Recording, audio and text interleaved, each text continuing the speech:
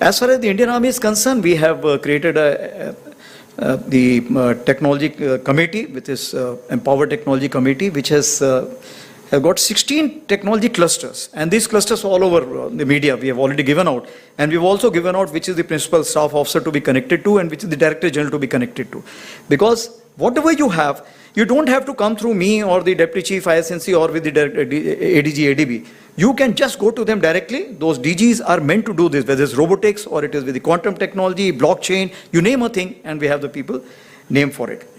We've also created a cell at IIT Delhi, Kanpur, ISC Bangalore, and of course Agnishodh is a very good beginning, and we are very hopeful from this. As far as MCT is concerned, of course, we have India AI mission, Chip to Startup mission, and of course Project Kila, that is the quantum computing, that is what we have. So what we are looking at two ways from you is basically the disruptive technology, which should make our job easy, and that offset strategy. Offset strategy, once we sit with you, you tell us your prowess, we will come out with the offset strategy. So these are two things we are looking at mainly. Of course, water jet cutting, which has been explained to us, we are looking at keenly. We're also looking at a smart IoT kit for health monitor. And Ladakh IIT extension is a big thing because our northern front is completely, will be dependent on this research center. And Army internship program, which we have started recently, and I'll be urging all of you to join that Army internship program. And all those who feel they are already graduated, you can also join us as an officers, because we have now all the technical fields open, and we'll be soon from 2025 end, we'll be giving out the advertisements for that. So,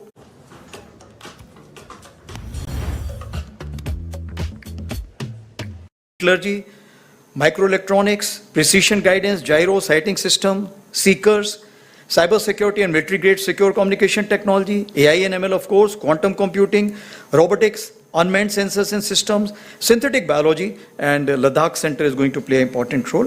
And I must also thank IIT Madras for jointly organizing at national level cyber competition in October 25, that is Datathon and Capture the Flag. So, in summation, I have to say that Ops Sindoor, a new normal, is just the beginning. It's the age of acceleration, the transformation we are living in. And if that be the case, then journey to be traveled together for upholding peace, even if enforced through strength, synergy, and sovereignty, is the call of the day. Thank you very much. Jai Hind. In your address, you spoke about something, citizen soldiers. My question regarding is another part of the civilian aspect is, during Operation Sindoor, we all saw that the regions, they were facing a lot of heavy fire from the side of the enemy. In such situations, can you shed some light upon the role of the army to ensure that civilians don't panic and behave responsibly, which is, I think, very important during such operations? Okay, so it's a very pertinent question, and that's why if you see that anywhere in the world today, other than maybe Iran, Iraq, where they went on for 10 years, other places if you find that they all look at the exit strategy, that how early can they stop the war. As far as Russia, Ukraine is concerned, that's gone out of control, and that is something which, but when you go to Moscow, you don't realize that the war is on. That is the kind of a situation. They have been able to isolate that war zone. So what you've asked is basically what the role of army is as far as the protection of civilians is concerned. If you carry out the analysis, you will find that what will be the density of the population which is on the western side and what is the density on the eastern side. In my wisdom, I think whatever population we have on our borders, along our borders, let's say 30-40 kilometers, it is 3 times on the other side. So it has to be very clear that if you look at civil target, the other side will be a very, very big loser. So that itself becomes a kind of, if I can say that, a deterrence for them to take care. That is point number 1. Point number 2 is we talked about force visualization, protection, and that is preservation and then application. So when we look at force visualization means what? That we have to visualize that what is the kind of a force application the other side is going to do.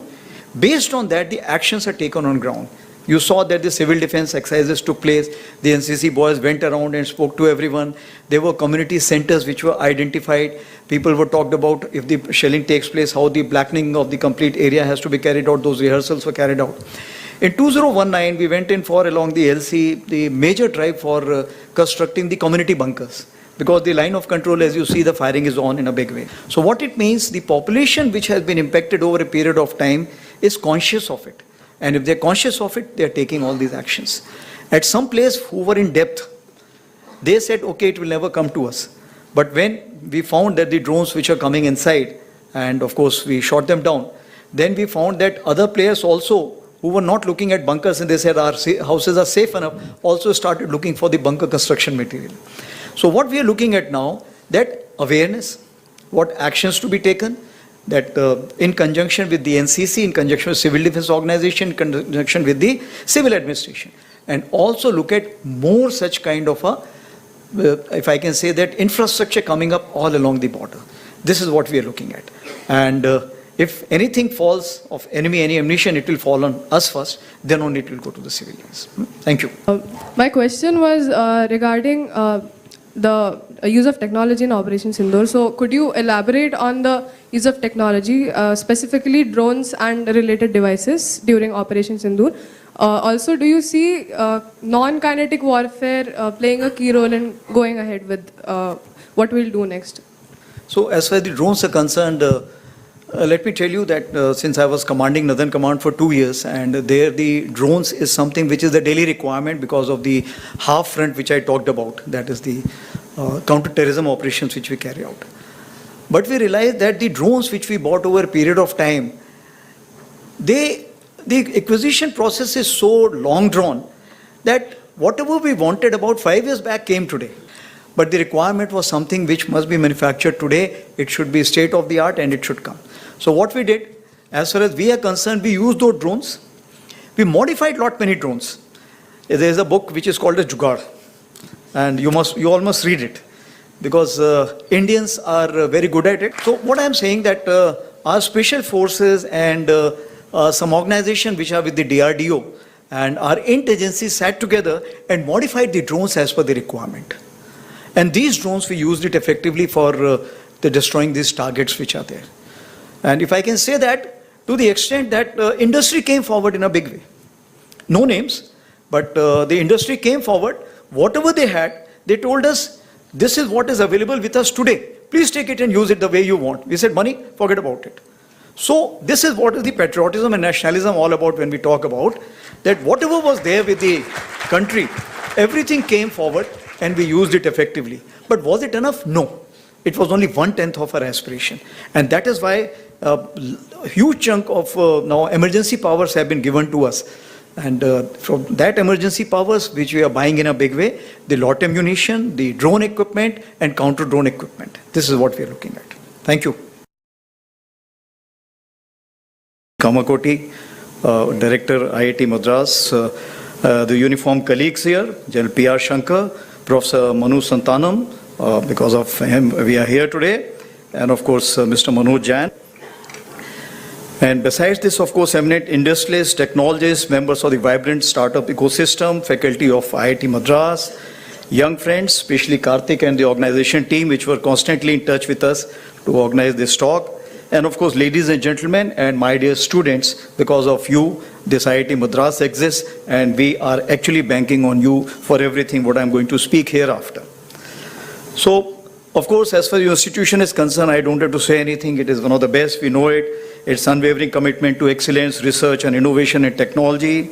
And milestones, of course, include first indigenous 5G call, first commercial RSCV-based system on chip, and first R&D organization which released most detailed 3D high-resolution images of the field brain, of the fetal brain. And of course, I saw the 3D printing machine, which I was highly impressed last time when I came here, which was making the platinum replacement for the skull. And of course, for this 6th consecutive year, you are first in rank overall category, and 9th consecutive years for the engineering category. So I think, like we used to say, you can't beat a Bajaj and IIT Madras, something like this, you can't beat them. They are the number one, numero uno, and that's why one feels proud to kind of get connected with audience of this caliber. And what I understand, in this audience, they're about technical majority, but they're also 15% humanities, which are also part of it. Why I'm telling you this? Because you have to understand the difference between the Army, Navy, the Air Force, and the book is Mask of War. The Navy basically banks on its platform as its USP. And as far as the Air Force is concerned, Air Force banks on the technology as its USP. But as far as the army is concerned, word over, it banks on its human resources as the USP. And this is something we will find if there's a book from the Max Tegmark, Life 3.0. So when you talk from shift from Life 2.0 to Life 3.0, it is talking about the human being.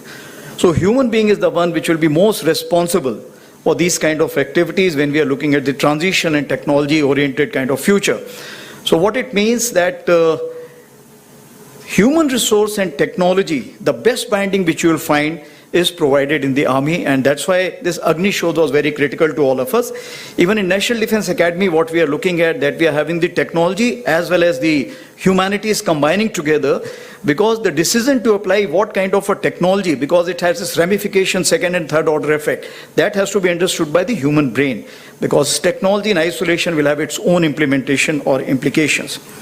So this extramural lecture, which has started in 1982, and great to see that the prominent speakers include spiritual leader, His Holiness Dalai Lama, Missile Man President Abdul Kalam, and of course cerebral chess champion Viswanathan Anand.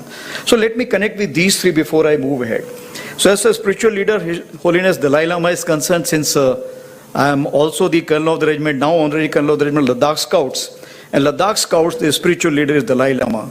And of course, I have to, before you take over the Colonel Regiment, you have to take his blessings personally, and I had to do that. What is more important is Sonam Post during Kargil war. The people who were going for attack from Ladakh Scouts were actually not very happy. And Sonam Wangchuk asked them, okay, what do you want to do? They said, okay, we just want to take the blessings of His Holiness Dalai Lama. And he took them to the place, got the holy blessings done, and thereafter, you know, everything is history, and we have the Sonam Post established today.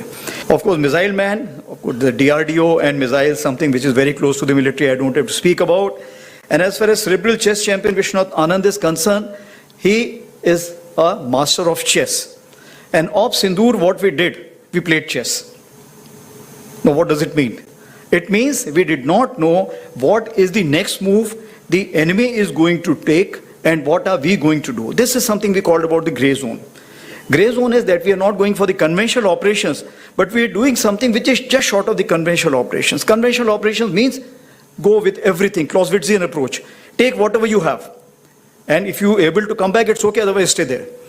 But that is the thing which we talk about, the conventional approach. Here the gray zone is any activity which is taking place in all domains. That is something which we are talking about, and Op Sindoor taught us that this is the gray zone. So we were making the chess moves, he was also making the chess moves. Somewhere we were giving him checkmate, and somewhere we were kind of going in for the kill, at the risk of even losing our own, but that's the way life is all about. So how the future war we look at, I'll talk about it in 4 trends. Then first one which comes is diffused.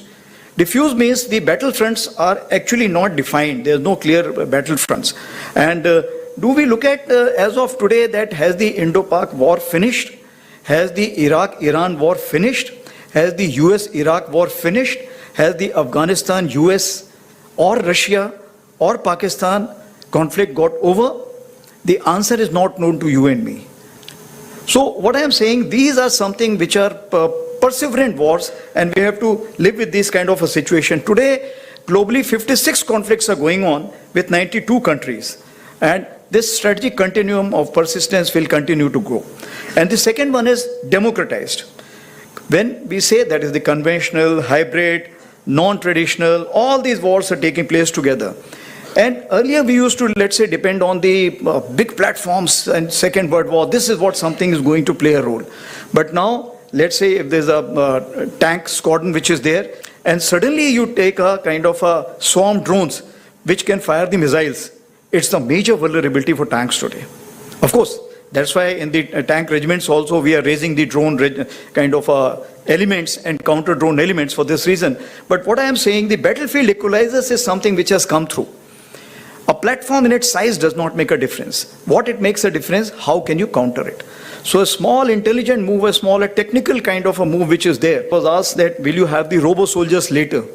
I said robo-soldiers we can have, but if we are 150% sure that we will control them, because if somebody else controls, they will turn around.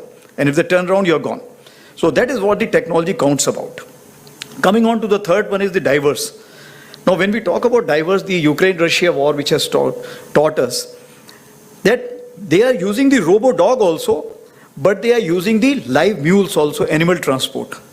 Why? Because when the animal which is moving on a pre-designated route, it is not a very, very lucrative target. But if you go with the ATV and carry the ammunition, itself becomes lucrative target. So that is the diversity. You're looking at a robo-dog as well as the animal transport live, which is carrying the ammunition in those trenches. So as far as the Indian Army is concerned, it is different from what we talk about the US wars, what we talk about the Iraq-Iran war, Hamas war. Why? Because as far as we are concerned, we share two borders. And both borders, you can call it live, semi-live, in whichever terminology you can look at, but these two potential adversaries have the capability to orchestrate kind of a war which we have to face together or one by one. That we cannot say for sure as of today. But capability-wise, we have to stand up to both the fronts. Now, if that be the case, then we have to look at 5 generations of warfare. It means the technology will come up, but the space is only that much. So technology also have to fit in the topmost layer and then slowly and slowly seep down to the lowest layer. That is what is something important. So technology has to be imbibed, it has to be understood, and then it has to be percolated down to a common soldier. And that is why I have said that eagle on the arm means our 12 lakh population of Indian Army, everybody should have one drone each. Is eagle on the arm. That is the beginning which we are looking at. And it doesn't mean that we'll be looking at bigger drones and missiles and everything, but that is the beginning. And that is the technological consciousness which I am expecting from all. So from muddy trenches to Internet of military things, this is what is the kind of a arena what we are looking at. As far as the demography is concerned, that is the 4th D I was talking about, is of course, which are the principal players in this complete thing? The terrorist groups, Hamas, LET, now TRF, now some more names which are coming up. They will be permanent part, at least the India is concerned. Militias, we have Wagner Group, and now recently Myanmar has issued a thing that you can have the private army operating there with 25% from the foreign. We have so many others also, you're aware, Legion of kind of France or other places where you will find that the foreign troops are coming. Similarly, from Nepal, I am told UK is also employing some people for their RT regiments and others. So you will find these kind of outsourcing, or if I can say that the soldiers, then the merchants. Merchants today which are part of the battlefield, whether Starlink, Apple and so on and so forth.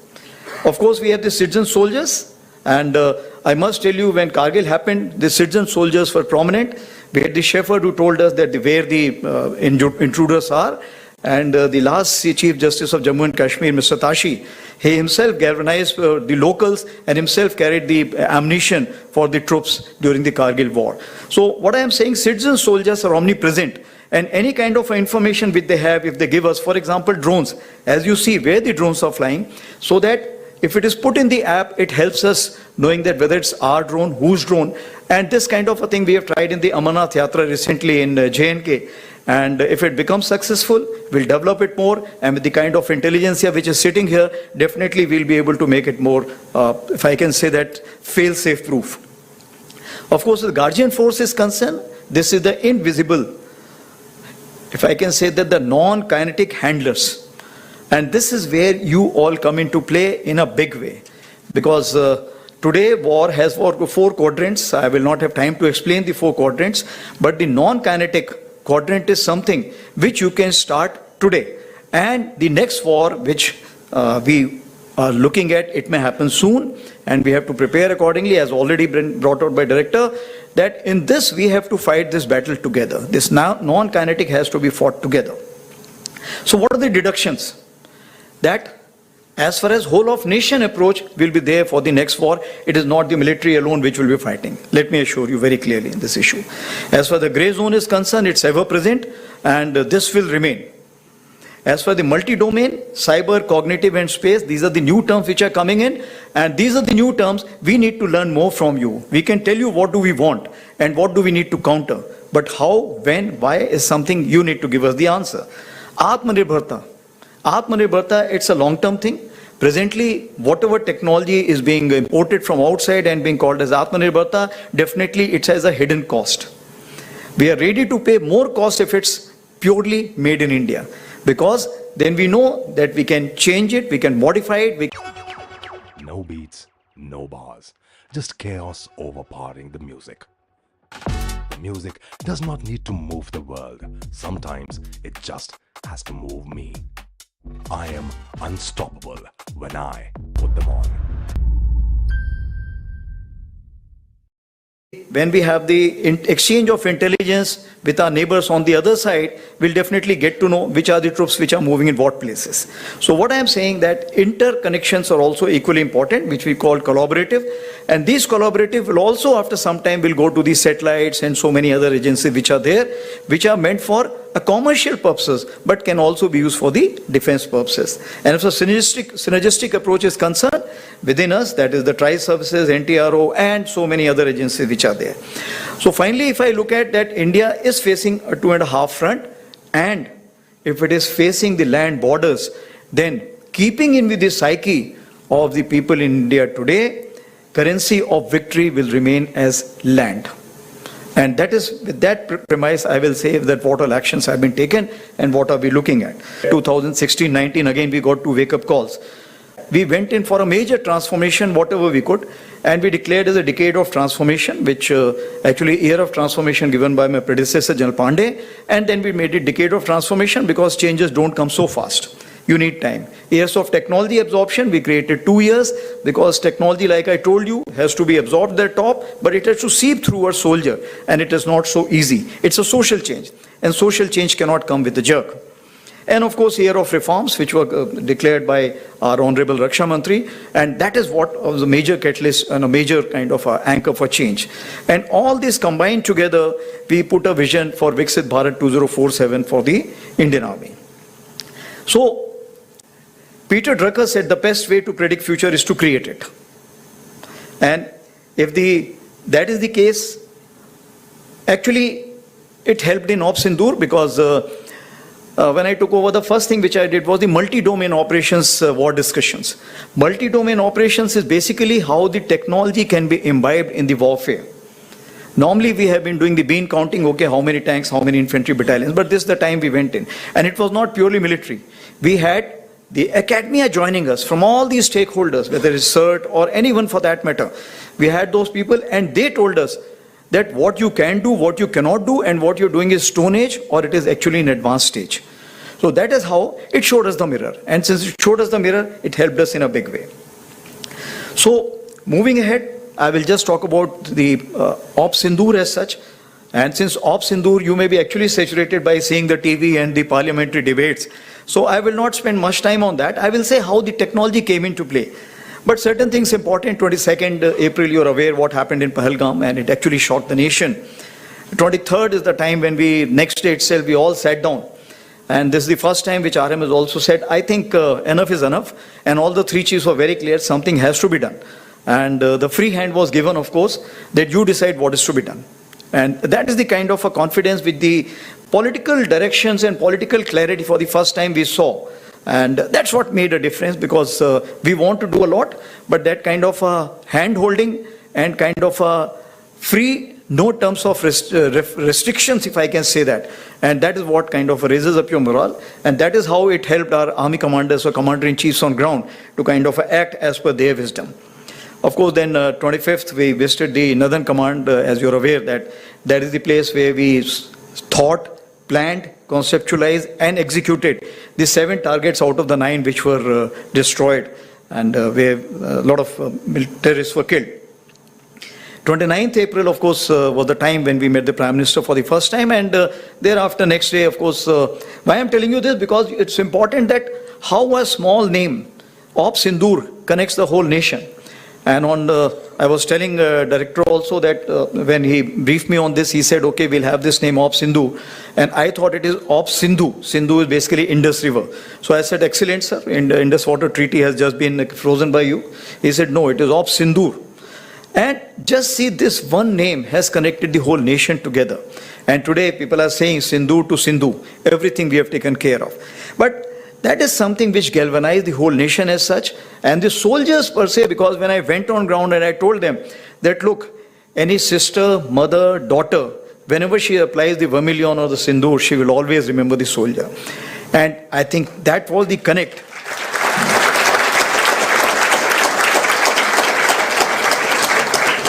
And I think that was the connect which they brought the whole nation together for one cause. And that is the reason I think the whole nation was saying, why have you stopped? I think that's the question which was being asked. But of course, that has been amply answered by. So the strategic clarity was in dime. That is diplomatic, information, military and economic.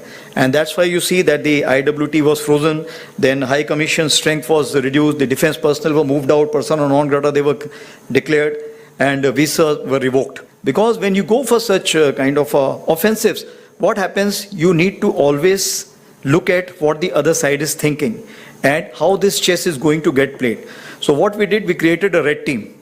So this time what we did differently, as far as Uri, you are aware that it was a 2016, it was a shallow thrust and it was launch pad we were looking at.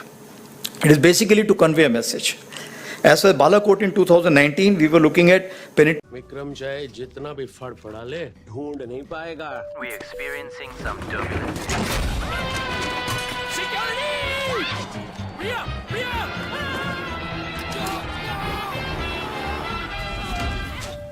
Good evening, Priya. This is your captain speaking.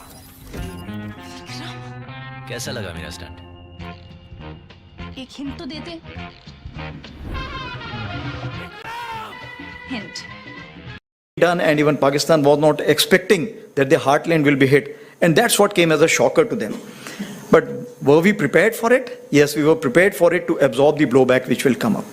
So finally we chose 5 targets in Jammu and Kashmir and 4 targets in Punjab, and out of which 2 were with the Air Force, because the kind of ammunition which was required was much more, and at such a long range, if you have to send it, then the options are either with the Army, Navy, Air Force, long-range weapons, or with the Air Force. So we decided to go with the Air Force, and it helped us because thereafter all the kind of, if I can say that the rebounds which were taking place or the blowbacks which were taking place, but what is important, it was a new normal. It was a new normal where our forces were always prepared for a conventional operations. So though we were trying last 1 year that what is grey zone and what is multi-domain operations, but people were still not ready for it. But this is the time that our ground forces were actually playing chess. How many were going forward? How many were staying back? How many were moving somewhere else? So this kind of a chess move was there. So in this chessboard of 64, something was visible, something was not visible. And something which was not visible, maybe other countries may be helping out to kind of make them visible for the adversary. So the force, if you have to kind of look at force orchestration for a military man, it comes in 3 forms. And all these 3 forms you will play a role. Firstly is the force visualization. How he is going to employ his force, how am I going to employ his force, how it will be 2nd day, 3rd day, 4th day, 10th day, 15th day, because you don't know. Because this test match stopped in 4th days. And it could have continued for 14 days also, 140 days also, 1400 days also, we don't know. So we have to be prepared for those kind of things. Second is force preservation. Force preservation is important because you have to live to fight another day and you have to kill the other person. That's what is your job.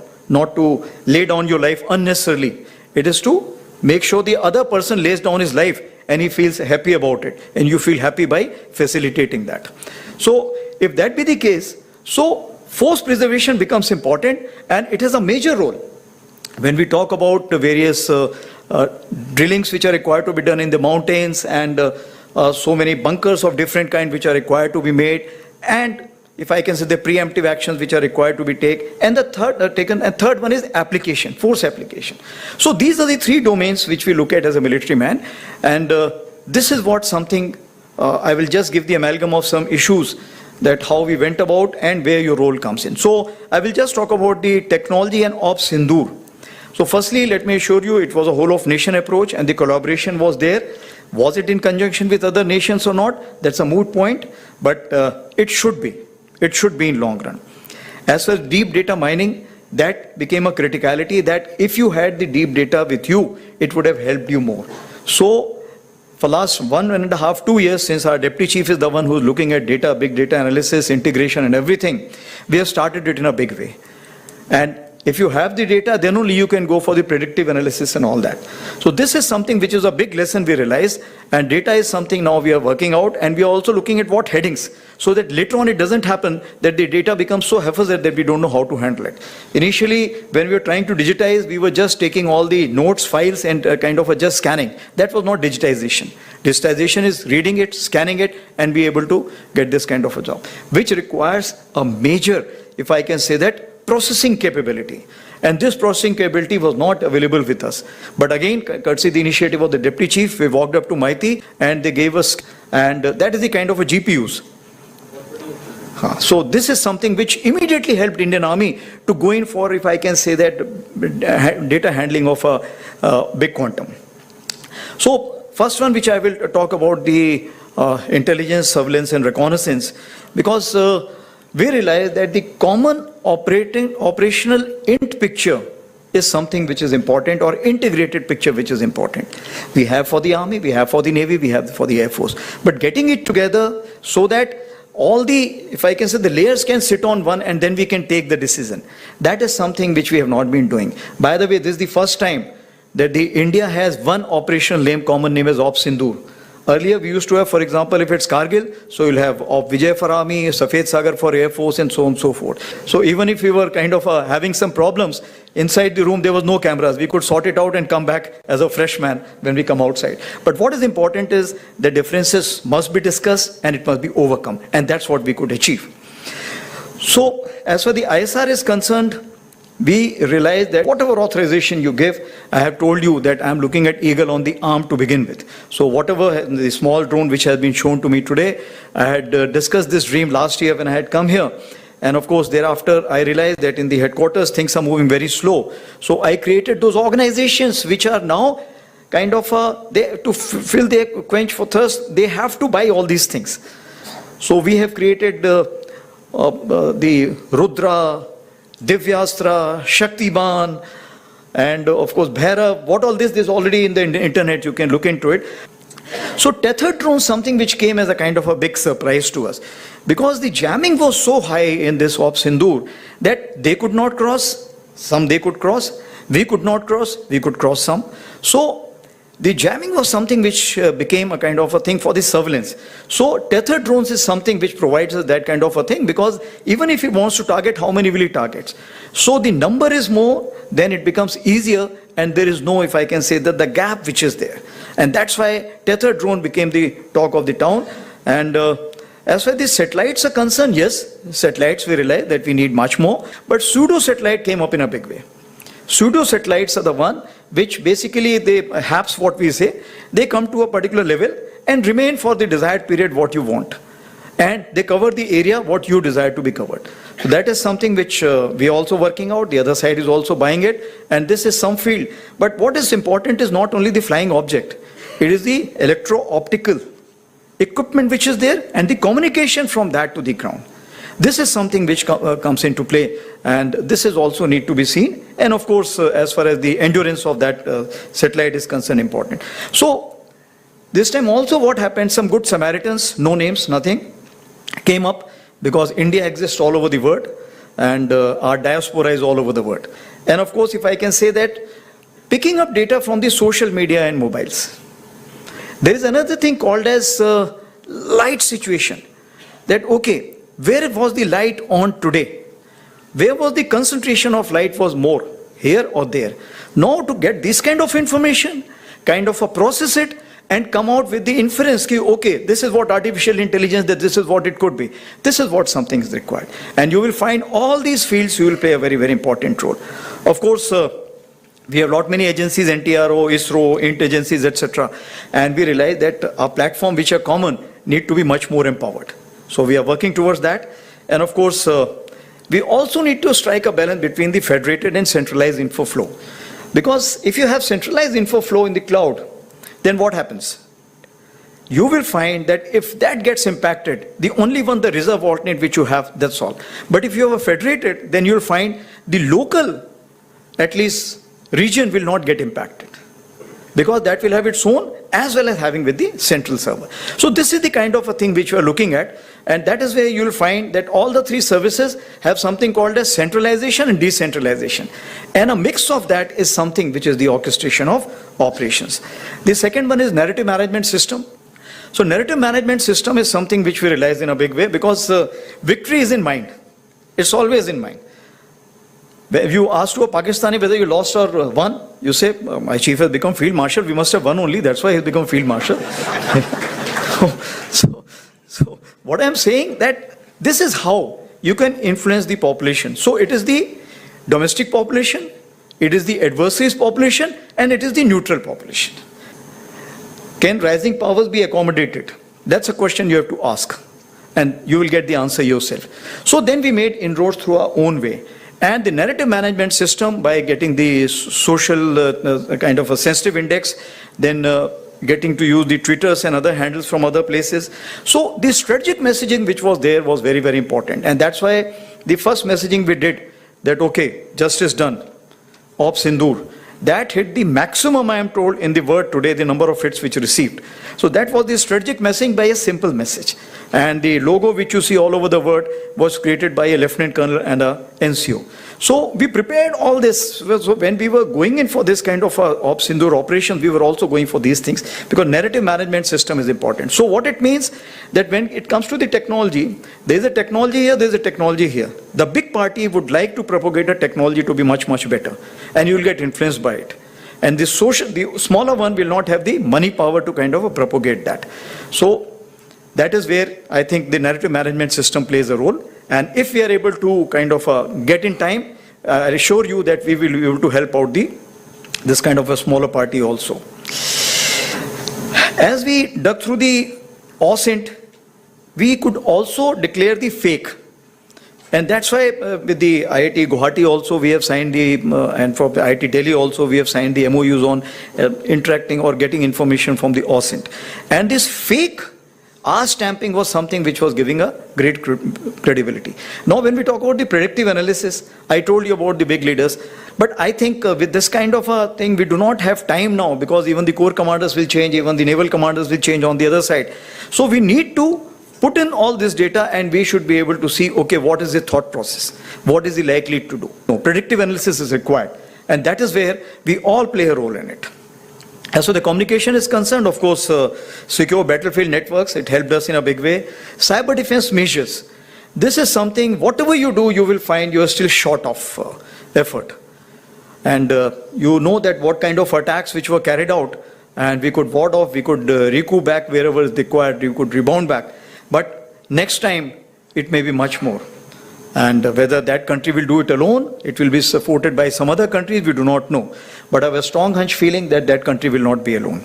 And that is where we have to be careful. Here I would like to talk about Sambhav, because Sambhav is courtesy IIT Madras, and this was a big game changer. Why? Otherwise we used to be on the WhatsApp. If we have to talk anything, secret we cannot talk, so we are talking on the mobiles. But this Sambhav gave us a big uplift. Same thing, this war starting from 22nd April, we formed various groups as you are aware, but here there was a kind of a drawing board where everybody was knowing what is happening. So my Southern Army commander sitting at Pune, who is controlling the Rajasthan, doesn't have to tell JNK what is he doing. It is known through that. But what we learned, that we allowed too many people to use Sambhav, and we gave too many permissions. So now at the time of crisis, if there are 100 messages, how will you kind of sift that which is the operationally important? That's why the hierarchy became important. But the workload is something which was, let's say, X, it became 100X. When it became 100X, Murphy's law, the server also went down at that point of time, we had to change the server.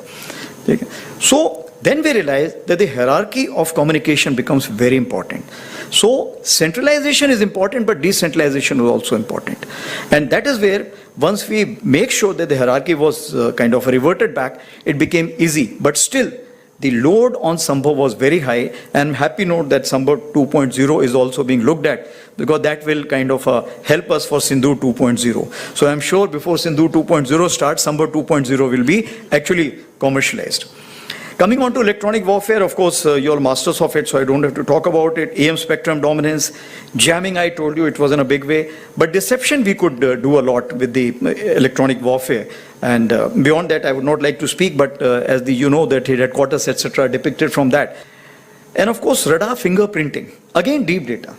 Because all the radars open at various places. And if you have the data, then you know, okay, which radar is opening up and it is held with which formation. That tells you the orbiting, which is important. So fingerprinting, which becomes important, and therefore the long-term involvement here becomes important. And ECAS or something, I think it's already in the media also, that we have created a software which is helping us. Of course, that is something which we have just started, but I am sure with the AI kind of a caliber which is there with the IIT Madras, that will become very, very strong, and it will get interlinked with the tri-services because we need to work out together. As far as target engagement is concerned, we realize that attrition warfare is no more going to give you the results. So you need smart munition. All the dumb bombs have to be converted to smart bombs. We are working out with others also in this field because here we do not have much time. And Russia also, finally you realize only two things are working. Rest everything has gone back. Today I was reading the air assets have been pushed back, and the platform which are there, they only use when required. But the artillery guns and the drones, they are the only two things. The only thing what they have done, their dumb bombs have been converted into smart bombs. So the precision has increased. When the precision is increased, how does it help Indian economy? If you use a X number for, let's say, dumb bomb, you will use only 1/5 of the ammunition if it's precision in nature. And that is where you will find that the cost does not make a difference. The impact which will help us, because it will be timely impact and allow us to further the battle which is required. Rockets, extended range, we are well aware that what we are working here. And we also carried out a trial yesterday where we got the circular reparability of 2 meters for the 70-kilometer Pinaka. And of course, ramjet technology, again, we are having a very, very high hopes. And we are, I'll not say running out of patience, but we are impatient that earlier it comes, better it is. And of course, if I can say that private industry also tested some missiles, which was again in the newspaper, 150 to 400 kilometers. So we're moving fast and we have to move much faster. Swarm drones and mother and the, if I can say that the sub drones or children drones which are there, there's a new concept. And today there is in the newspaper, in the Twitter also, and in India also, one company has offered 30 kilometers of a spool. And in Ukraine, they have used 40 kilometers of a spool. So there is no interference or jamming which can take place unless you physically destroy it. So this is the kind of a thing which is being looked at. So what happens? You send a spool for 30 kilometers. By the time the two layers of jammers have been kind of a pass through, thereafter the mothership goes another 20-30 kilometers, opens up with the kind of a sub-drones, and then you can create the havoc which is required. So 50 to 60 kilometer depth we can achieve. That is the kind of a range what we are looking at with this. And of course, armed UAVs, I don't have to talk about it. And employment of baits from both sides. So this time what they did, they sent the small drones first, so that you use your anti-aircraft guns. You open your radars. So your anti-aircraft gun locations are known, your radar locations are known, then say frequency is known, so they know which kind of a radar and everything. And then they came with the kind of a armed small UAVs or drones, Yiha class, which is from Turkey. So they used that. And thereafter, of course, they came with the Chinese and Turkish big UAVs, which is called as combat UAVs, they came. So just because I think we were well prepared, we had the kind of ammunition, we had the kind of a coordination, we had the kind of missiles, and we had the kind of a counter US equipment, which is the soft kill. All this combined together helped us in a big way. But will this help us the next war? No. Why? Because drone and counter drone is a ratcheting effect. If you have better technology for drone, counter drone technology will grow up. Thereafter you have to drone better and then counter drone. So both have to keep kind of a overcoming each other deficiency or strength. So therefore, this is a constant battle which is going on, and for this we cannot sit idle. And that is where we need to work together. As for कब तक आप ऐसे future का tension लेकर चलते रहेंगे? LIC के new pension plus के साथ अपनी पेंशन का प्लान बनाइए, क्योंकि ये प्लान आपके फ्यूचर के लिए मार्केट लिंक्ड वेल्थ क्रिएट करता है। और तो और इस प्लान में गारंटीड एडिशंस के साथ पेंशन पाने के कई ऑप्शंस भी हैं, so that you grow young and tension free. LIC हर पल आपके साथ। That is something which is important. So when you use the jammer, it's very difficult to tell which drone is getting jammed, because it has the in record, it's kind of a record of the frequency and other things. So that's on the lighter side, but that also can be a lesson drawn. But what is important is that we need new kind of patterns to look into it. And artificial intelligence plays a very important role, and networking again plays a very important role in this. Of course, hard kill, soft kill, we are aware. Fusion of that information, that which target to be engaged by whom. And of course, target tracking and tasking is something important. Moving ahead is the space integration. Navik, it will take some time, but I'm sure by 2026 December we should be able to get it.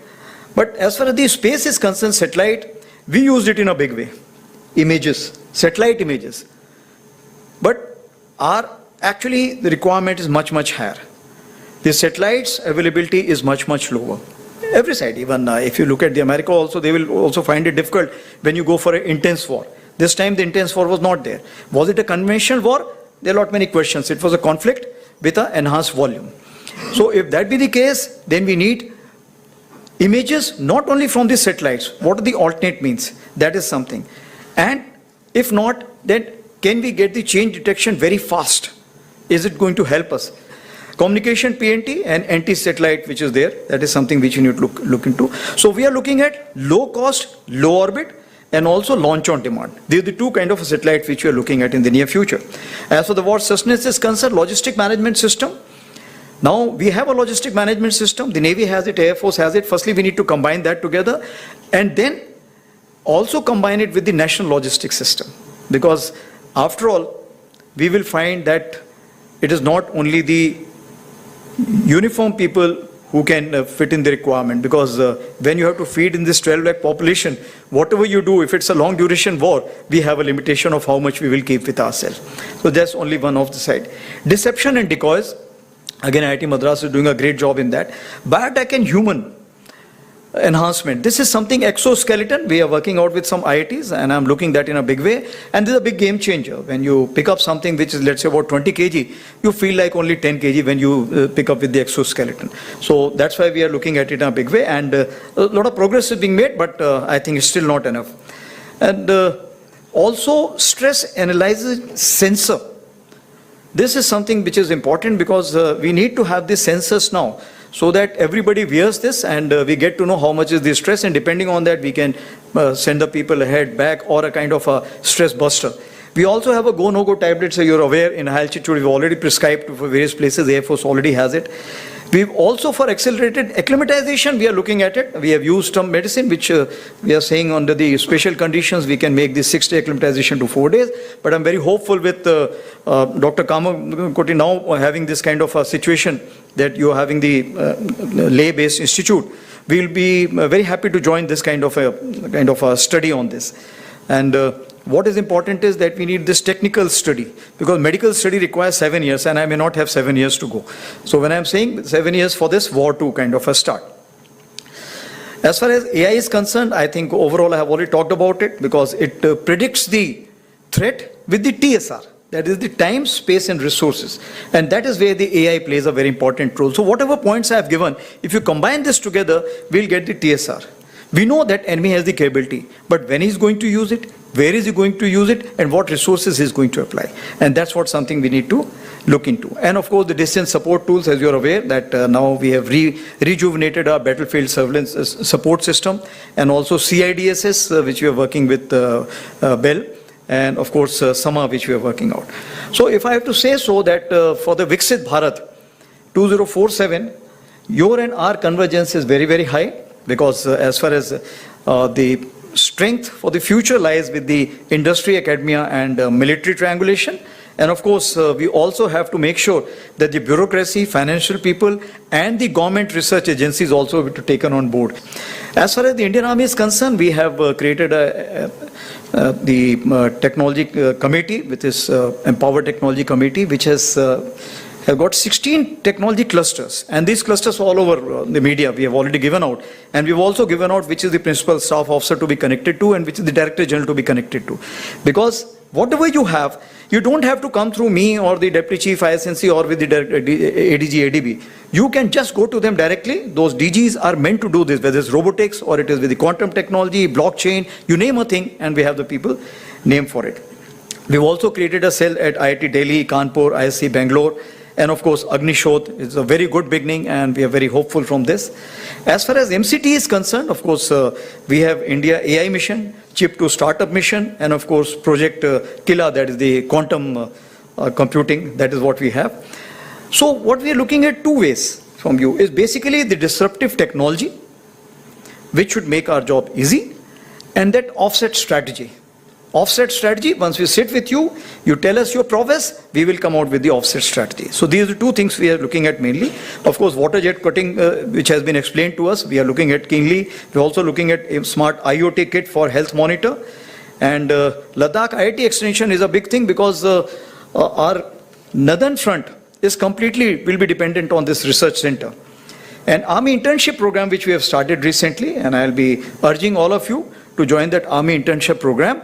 And all those who feel they are already graduated, you can also join us as an officers, because we have now all the technical fields open, and we'll be soon from 2025 end, we'll be giving out the advertisements for that. So what are we expecting from you? If I could just summarize it: advanced composite materials, metallurgy, microelectronics, precision guidance, gyro sighting system, seekers, cyber security and military grade secure communication technology, AI and ML, of course, quantum computing, robotics, unmanned sensors and systems, synthetic biology, and Ladakh Center is going to play an important role. And I must also thank IIT Madras for jointly organizing at national level cyber competition in October 25, that is Datathon and Capture the Flag. So in summation, I have to say that Op Sindoor, a new normal, is just the beginning. It's the age of acceleration, the transformation we are living in. And if that be the case, then journey to be traveled together for upholding peace, even if enforced through strength, synergy, and sovereignty, is the call of the day. Thank you very much. Jai Hind. In your address, you spoke about something, citizen soldiers. My question regarding is another part of the civilian aspect is, during Operation Sindoor, we all saw that the regions, they were facing a lot of heavy fire from the side of the enemy. In such situations, can you shed some light upon the role of the army to ensure that civilians don't panic and behave responsibly, which is, I think, very important during such operations? Okay, so it's a very pertinent question, and that's why if you see that anywhere in the world today, other than maybe Iran, Iraq, where they went on for 10 years, other places if you find that they all look at the exit strategy, that how early can they stop the war. As far as Russia-Ukraine is concerned, that's gone out of control, and that is something which, but when you go to Moscow, you don't realize that the war is on. That is the kind of a situation. They have been able to isolate that war zone. So what you've asked is basically what the role of army is as far as the protection of civilians is concerned. If you carry out the analysis, you will find that what will be the density of the population which is on the western side and what is the density on the eastern side. In my wisdom, I think whatever population we have on our borders, along our borders, let's say 30-40 kilometers, it is 3 times on the other side. So it has to be very clear that if you look at civil target, the other side will be a very, very big loser. So that itself becomes a kind of, if I can say that, a deterrence for them to take care. That is point number 1. Point number 2 is we talked about force visualization, protection, and that is preservation and then application. So when we look at force visualization means what?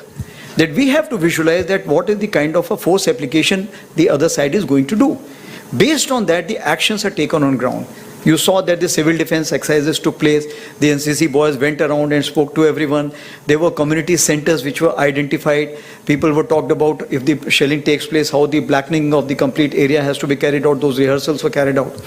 In 2019, we went in for, along the LC, the major drive for constructing the community bunkers. Because the line of control, as you see, the firing is on in a big way. So what it means, the population which has been impacted over a period of time is conscious of it. And if they're conscious of it, they're taking all these actions. At some place who were in depth, they said, okay, it will never come to us. But when we found that the drones which are coming inside, and of course we shot them down, then we found that other players also who were not looking at bunkers and they said our houses are safe enough, also started looking for the bunker construction material. So what we are looking at now, that awareness, what actions to be taken, that in conjunction with the NCC, in conjunction with Civil Defense Organization, in conjunction with the Civil Administration, and also look at more such kind of a, if I can say that, infrastructure coming up all along the border. This is what we are looking at. And if anything falls of enemy, any ammunition, it will fall on us first, then only it will go to the civilians. Thank you. My question was regarding the use of technology in Operation Sindoor. So could you elaborate on the use of technology, specifically drones and related devices during Operation Sindoor? Also, do you see non-kinetic warfare playing a key role in going ahead with what we'll do next? So as far as the drones are concerned, let me tell you that since I was commanding Northern Command for 2 years, and there the drones is something which is the daily requirement because of the half front which I talked about, that is the counter-terrorism operations which we carry out. But we realized that the drones which we bought over a period of time, the acquisition process is so long drawn that whatever we wanted about 5 years back came today. But the requirement was something which must be manufactured today. It should be state of the art and it should come. So what we did, as far as we are concerned, we used those drones. We modified lot many drones.